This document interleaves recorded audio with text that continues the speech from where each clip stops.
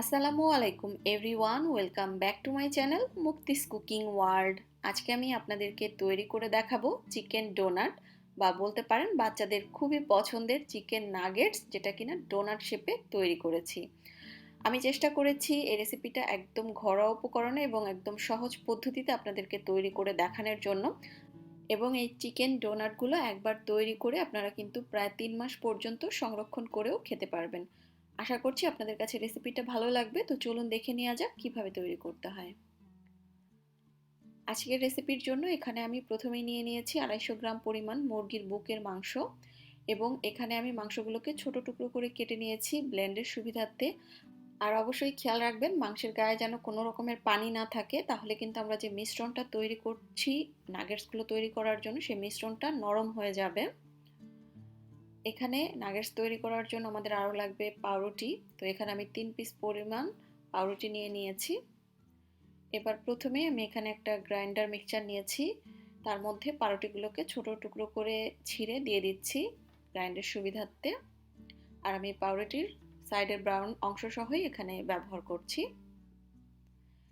এবার পাউরুটিগুলোকে প্রথমে একটু গ্রাইন্ড করে নিব, আর একটু পরপর পালসটা চেপে চেপে করবেন, তাহলে দেখবেন খুব দ্রুত এবং খুব সহজেই কাজটা হয়ে যাচ্ছে।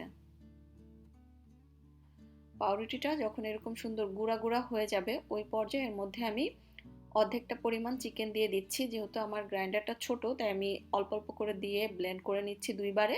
আপনাদের গ্রাইন্ডারটা বড় হলে একবারেই পুরোটা দিয়ে দিতে পারবেন চিকেন। আর আমি আবারও বলছি, আপনারা অবশ্যই চিকেনটাকে খুব ভালোভাবে পানিটা মুছে নেবেন। যদি এর গায়ে পানি থাকে তাহলে কিন্তু মিশ্রণটা নরম হয়ে যাবে। এবার এর মধ্যে আমি দিয়ে দিচ্ছি একটা ডিম। এবার ডিম সহ পুরো চিকেনটাই ব্লেন্ড করে নিতে হবে বা গ্রাইন্ড করে নিতে হবে। আর একেবারে মসৃণ না হলেও কোনো সমস্যা নেই, হালকা একটু দানা দানা থাকলে কোনো অসুবিধা নেই। তো আমার এটা গ্রাইন্ড করা হয়ে গিয়েছে। এবার আমি একটা মিক্সিং বোলের মধ্যে ঢেলে নিচ্ছি। এখন এর মধ্যে আমি প্রথমেই দিয়ে দিচ্ছি 2 টেবিল চামচ পরিমাণ আদা রসুন বাটা। এখানে আদা রসুন একসঙ্গে আছে। দিয়ে দিচ্ছি 1 টেবিল চামচ পরিমাণ লেবুর রস। দিচ্ছি 1 টেবিল চামচ পরিমাণ লাল মরিচের গুঁড়া। দিয়ে দিচ্ছি 1 টেবিল চামচ পরিমাণ সয়া সস। দিচ্ছি 1 চা চামচ পরিমাণ সাদা গোলমরিচের গুঁড়া, আপনারা চাইলে কালো গোলমরিচের গুঁড়াও ব্যবহার করতে পারবেন।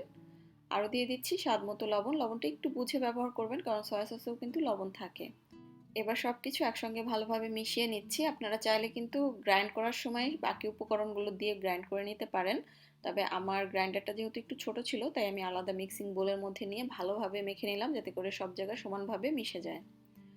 আর সব কিছু ভালোভাবে মিশিয়ে নেওয়ার পরে আমি এরকম ডোনাটগুলো তৈরি করার জন্য ছোট ছোট বল আকারে এগুলোকে টুকরো করে আলাদা করে নিয়েছি, যাতে করে প্রত্যেকটা ডোনাট একই শেপের হয়।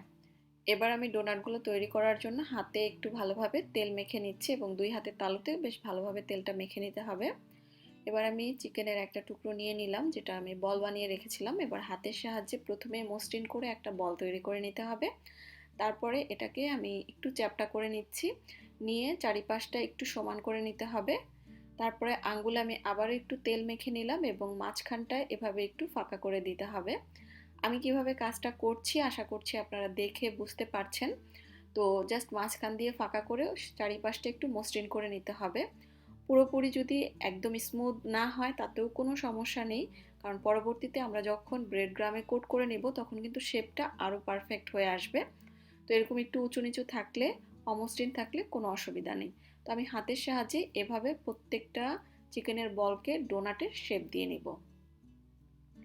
আর এরই মাঝে আমার প্রত্যেকটা চিকেন ডোনাট তৈরি করে নেওয়া হয়ে গিয়েছে।